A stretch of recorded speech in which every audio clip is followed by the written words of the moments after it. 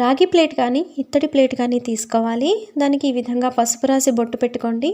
తర్వాత 5 తమలపాకులు తీసుకుని తొడిమలు తీసుకుని ఈ విధంగా వాటికి కూడా పసుపు బొట్టు పెట్టుకుని 5 ఆకులను ఈ విధంగా చక్కగా అమర్చుకోవాలి. తర్వాత వరిపిండి ప్రమిదం తీసుకోవాలి. దానికి కూడా పసుపు బొట్టు పెట్టుకుని ఇలా 5 ఆకుల మీదకి ఆనేలాగా ఉంచుకోవాలి.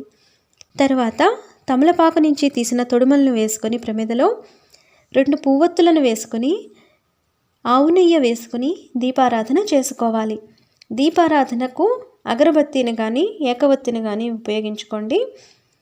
దీపారాధన చేసిన తర్వాత ఈ విధంగా కుంకుమ బొట్టు పెట్టుకుని 3 చోట్ల కొద్దిగా అక్షింతలు వేసుకుని పైన కొద్దిగా నెయ్యిని వేసుకోవాలి. ఈ దీపాన్ని ఈరోజు సాయంత్రం 6 గంటలకు పూజ గదిలో తూర్పు ఈశాన్యంగా వెలిగించుకుని మహాలక్ష్మి అమ్మవారికి క్షీరాన్నం నివేదన చేసుకుంటే అమ్మవారి అనుగ్రహంతో అఖండ సౌభాగ్యము అష్ట సంపదలు సిద్ధిస్తాయి.